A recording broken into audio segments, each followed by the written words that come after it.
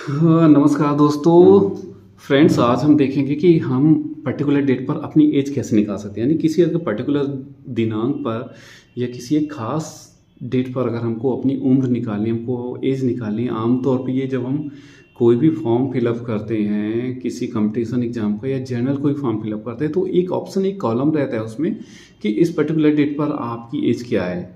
Generally ये अगर हम आर्मी के एग्ज़ाम दे रहे हो, आर्मी में जाना चाहते हैं, पुलिस में जाना चाहते हैं, अदरवाइज़ या किसी भी आप कंपटीशन एग्ज़ाम में सम्मिलित होना चाहते हैं या पार्टिसिपेट करना चाहते हैं, तो आपको ये वाला एक कॉलम रहता है, ऑप्शन रहता है, जिसे आपको फिलअप करना होता है कि उस पर्टिकुलर डेट पर आपकी एज क्या है, इस दिनांक पर आप कितने वर्ष, कितने माह, कितने दिन के हो गए हो, ये भरना होता है। तो उसको निकालना ही बहुत आसान सा तरीका है उम्र निकालने का।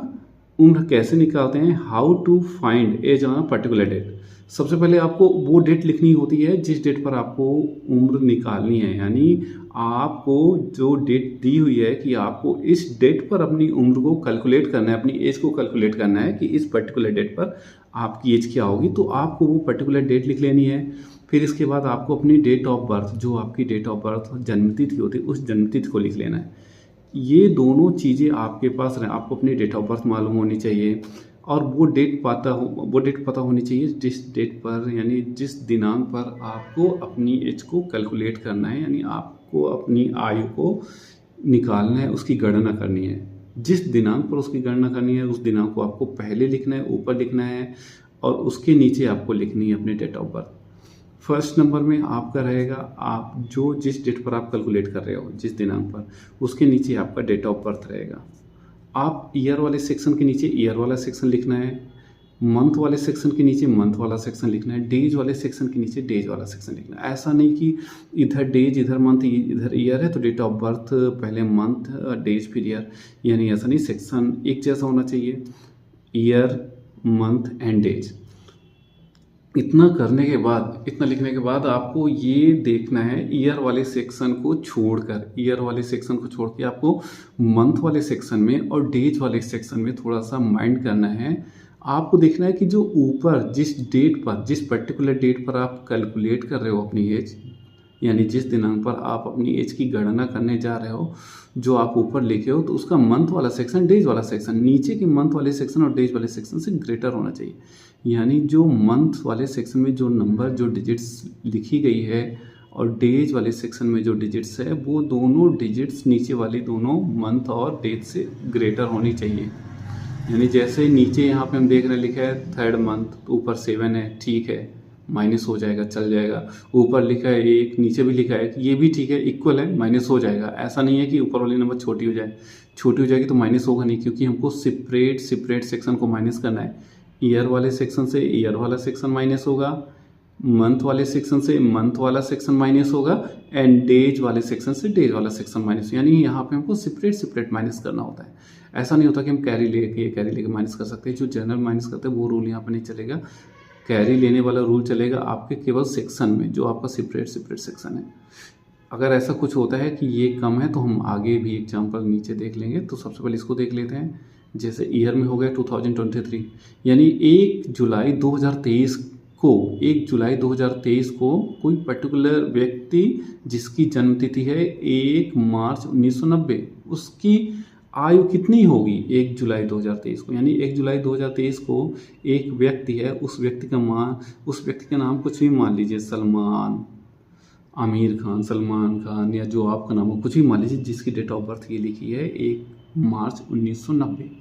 यानी 1 मार्च 1990 को जो जन्म लिया है, जिसकी ये डेट ऑफ बर्थ है, वो 1 जुलाई 2023 को कितने डेज, कितने मंथ, कितने ईयर का हो जाएगा। तो चलिए देख लेते हैं। तो ईयर वाला सेक्शन हमने पहले चेक कर लिया कि तीनों सेक्शन जो है, ईयर वाला सेक्शन जनरली तो ऊपर का बड़ा ही होगा। बाकी 2 सेक्शन हम देख लेते हैं कि दोनों सेक्शन, नीचे वाले दोनों सेक्शन से ग्रेटर है, ग्रेटर और इक्वल है, इक्वल चलेगा, एक ग्रेटर होना चाहिए ऊपर वाला सेक्शन। यहाँ पे ईयर वाले सेक्शन से माइनस करते हैं, 3 में 0 माइनस हो गया, 3 आ गया। अब यहाँ पे कैरी वाला रूल चल जाएगा। ये 2 में 9 माइनस नहीं होगा तो इससे कैरी लेगा, इसके पास में नहीं है तो इससे, जैसा भी आप माइनस करते हो, तो यहाँ पे ये 12 बन जाएगा। 12 में 9 माइनस हुआ, 3 आ गया। ये हो गया 9, 9 में 9 माइनस हुआ 0 आया, चूँकि ये कैरिस को दिया था फिर इसको दिया तो ये 1 हो गया, तो 1 में 1 माइनस हुआ तो 0, यानी ईयर आ गया आपका, ईयर हो गया 33, यानी 33 ईयर हो गया। इसके बाद मंथ वाला सेक्शन देख लेते हैं। 7 में 3 डायरेक्ट माइनस कर देंगे, 4 आ गया, एंड 1 में 1 माइनस हो गया, 0 आ गया, यानी डेज, जो डे हो गया वो 0 हो गया, जो मंथ हो गया वो मंथ की वैल्यू आ गई 4, यानी पर्टिकुलर या जो सलमान खान है या आमिर खान है या जो भी है, जो भी इनका नाम हो सकता है, हम सेलिब्रिटी का नाम ले रहे हैं एज एग्जाम्पल। यहाँ पे किसी का भी नाम, किसी की भी डेट ऑफ बर्थ ही हो सकती है, तो जिसकी भी डेट ऑफ बर्थ है वह इंसान 1 जुलाई 2023 की डेट में 33 ईयर्स 4 मंथ का हो जाएगा। जैसे आपकी अगर ये डेट ऑफ बर्थ है, जो भी आपकी डेट ऑफ बर्थ है, आप लिख के ऐसे माइनस कर लोगे तो आपको पता चल जाएगा कि आप कितने ईयर्स के, कितने मंथ के एंड कितने डे के हो गए हो। यहाँ पर भी एक एग्जांपल देख लेते हैं। जैसे सपोज करो 1 जुलाई 2023 की ही स्थिति में कोई एक दूसरा व्यक्ति है जिसकी जन्मतिथि है, सपोज करो मेरी ही जन्मतिथि ये है कि सपोज दैट मेरा नाम संजीव है। संजीव की डेट ऑफ बर्थ, संजीव की जन्मतिथि है 12 सितंबर 1995। 1 जुलाई 2023 की स्थिति में हमको पता करना है कि 1 जुलाई 2023 में मैं कितने ईयर का हो जाऊंगा, मतलब कितने ईयर, कितने मंथ, कितने डेज मुझे जानना है कि मुझे फॉर्म भरना है या किसी को जानकारी देनी है ना, तो इसको मुझे कैलकुलेट करना है। तो चलिए देखते हैं। पहले तो हम तीनों सेक्शन को देखेंगे। तो ये वाला ईयर वाला सेक्शन आमतौर पे तो ऊपर का बड़ा ही रहेगा, जैसे मैं बताया था, इसमें कोई चेंजेस ज़्यादा करने नहीं होते। मंथ वाला सेक्शन में हम देख रहे हैं कि जो हमारे पास ये मंथ वाला सेक्शन है, इसमें हम देख रहे हैं कि जो ऊपर वाले नंबर है ये छोटी है, नीचे वाली नंबर बड़ी है। तो 7 में 9 माइनस होगा नहीं, 7 इससे कैरी लेगा नहीं। यहाँ पे एक सेक्शन दूसरे सेक्शन से कैरी नहीं ले सकता। ये अलग फैमिली है, ये अलग फैमिली है, अलग फैमिली है ना, तो ये बिल्कुल कैरी नहीं ले सकते एक दूसरे से। हाँ, इतना हो सकता है कि जो मंथ वाला है ना, अगर ये मंथ वाला कम पड़ रहा है तो मंथ वाला नंबर अगर कम पड़ रही है तो ये ईयर वाले से मांगेगा, ये ईयर वाले से बोलेगा, इससे ये ईयर से बोलेगा कि हमको 1 ईयर दे दो, तो ये 1 ईयर इसको मंथ को देगा, ये ईयर वाला 1 ईयर। तो आपको पता है कि 1 ईयर में कितने मंथ होते हैं, 12। तो ये 1 ईयर जब इसको देगा 1 ईयर, तो सबसे पहले तो अगर ये इसको देगा तो इसमें तो कम हो जाएगा, तो ये जो 2023 है तो ये हो जाएगा 2022, ये 1 ईयर कम हो गया। अब ये इसको दे दिया 1 ईयर, 1 ईयर का मतलब होता है 12 मंथ। अगर ये इसको 12 मंथ दे दिया तो 12, यहाँ पे 12 एंड 7 पहले से ही लिखा है, तो कितने हो जाएंगे 19, तो ये बन जाएगा 19 मंथ्स। ये मंथ्स वाला सेक्शन हो जाएगा 19। ईयर वाला सेक्शन हो गया 2022। क्यों हो गया, क्योंकि 1 ईयर निकल गया इससे और ये कहाँ चला गया, मंथ के पास चला गया। तो मंथ के पास जाएगा तो वो मंथ में ही कन्वर्ट होगा, ईयर जाके जुड़ेगा नहीं कि 7 से 1 ईयर 8। ये मंथ वाला सेक्शन है तो ये ईयर इधर गया तो ये मंथ में आके कन्वर्ट हो गया, तो 1 ईयर का मतलब होता है 12 मंथ। तो ये 12 यहाँ पे आके ऐड हो गया, तो ये बन गया 7 पहले से था, 12 ऐड हो गया, तो 7 और 12 हो गया 19, 19 हमने यहाँ लिख दिया।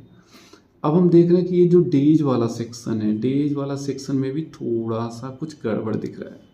ऊपर की जो डेज है वो नीचे की डेज से माइनस नहीं होगी, यानी नीचे की डेज बड़ी नंबर है, ऊपर की डेज छोटी नंबर है। तो यहाँ भी हमको कुछ ऐसा ही करना पड़ेगा। अब डेज किससे, डेज डायरेक्ट मंथ से तो लेगा नहीं, डेज का क्लोजर है, डेज डायरेक्ट ईयर से नहीं लेगा, डेज का क्लोजर है मंथ। तो डेज अपने पड़ोसी, अपने बगल वाले से मंथ से मांगेगा, तो मंथ भी इसको एक दे देगा, दे सकता है, एक देने में इसको कोई कमी नहीं पड़ेगी। ऐसा नहीं होगा कि एक ये दे देगा तो फिर इसको लेना पड़ जाएगा अभी। तो ये मंथ अगर इसको देगा तो ये इससे बोला, अब मंथ इसको देगा तो 1 मंथ अगर देगा तो ये जो 19 है तो ये भी 19 एक बार और कट गया, तो ये 19 अब बन जाएगा 18। अब 19 क्या बन जाएगा 18, यानी कि अब ये 18 हो गया। और ये जब इसको 1 मंथ देता है तो 1 मंथ का मतलब होता है 30 डेज, 1 मंथ यानी 30 डेज। अब ये 30 इसमें बढ़ जाएगा, इसमें कितना हो जाएगा 30 बढ़ जाएगा, तो 30 + 1 हो जाएगा 31। ये अब कट होके ये बन जाएगा कितना 31 डेज। अब देखिए ये डेज पहले 12 थी, है ना, नीचे 12 थी, ऊपर 1 थी। अब देखिए डेज ऊपर कितना हो गया, ऊपर 31 हो गया। अब कॉमन सी बात है 31 में 12 माइनस हो जाएगा, चलिए ये वाला सही हो गया। मंथ वाला सेक्शन देख लेते हैं। मंथ वाला जो नया सेक्शन ये हो गया 18, नीचे है 9, इन दोनों से मतलब नहीं है। अब जो नया बना, नया क्या हो गया 18 9, अब ये भी माइनस हो जाएगा। ईयर वाला सेक्शन तो कभी कम पड़ेगा ही नहीं, एक बार क्या 2 बार भी ये दे देगा, इसको तो कम नहीं पड़ेगा। तो अब चलिए नए तरीके से इसको लिख लेते हैं, डेज मंथ और ईयर। इसको थोड़ा अब नए तरीके से हम लोग इसको अब लिख लेते हैं, डेज मंथ ईयर। तो डेज अब कितना हो गया, ये वाला हो गया 31, ये मंथ कितना हो गया, अब ये मंथ हो गया 18, ईयर कितना हो गया 2022। Date of birth no change, unchange जो होती है वो वही की वही रहेगी, उसमें तो कुछ भी छेड़खानी करनी नहीं है। आप सब कुछ चेंज कर सकते हो, अपनी डेट ऑफ बर्थ नहीं चेंज कर सकते हैं आप। इतना तो सबको ही पता होता है कि हम अपनी डेट ऑफ बर्थ में कोई चेंज, कोई बदलाव नहीं कर सकते हैं। डेट ऑफ बर्थ में तो कुछ भी करना ही नहीं है, वो ज्यों का त्यों ही रहेगी। चाहे यहाँ पे मंथ की जगह जितना लिखा हो 12 मंथ हो, चाहे 13 मंथ हो, अगर मिस्टेक है तो वो बात अलग है, बट इसमें आपको कोई वैसे चेंजेस नहीं करते हैं, मैन्युअली नहीं करना है।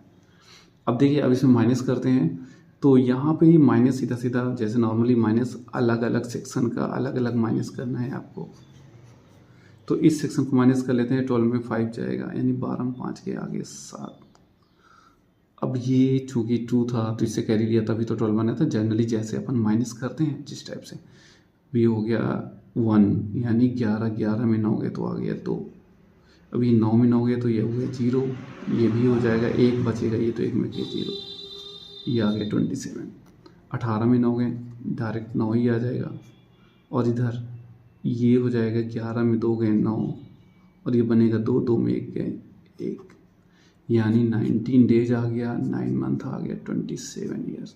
यानी कि डेज जो हो गया 19, मंथ जो हो गया वो मंथ आपका हो गया 9, एंड जो ईयर हो गया ईयर आपका हो गया 27। यानी ये वाला बंदा, I mean me my self Sanjeev, क्या था 1 जुलाई 2023 की स्थिति में, 1 जुलाई 2023 की स्थिति में अगर देखा जाए, जिसका डेट ऑफ बर्थ ये है, तो वो 27 ईयर, 27 साल 9 माह 19 दिन का, यानी 27 वर्ष 9 माह 19 दिन का हो जाएगा। इस टाइप में आप अपनी आयु, किसी भी डेट पर अपनी आयु को आप फाइंड आउट कर सकते हैं, निकाल सकते हैं, उसकी गणना कर सकते हैं, कैलकुलेट कर सकते हैं। बहुत ईजी है, बस इस चीज़ को आपको समझना है। चाहे आप इसको नोट कर लीजिए, स्क्रीनशॉट ले लीजिए, और अगर आपको समझ में आ गया है कहीं कुछ, अगर आपको अभी भी कुछ प्रॉब्लम हो रही है तो आप कमेंट में पूछ सकते हैं। और अगर आपको ये समझ में आ गया और वीडियो अच्छा लगा तो इसे लाइक और सब्सक्राइब कर दीजिए। Thank you so much.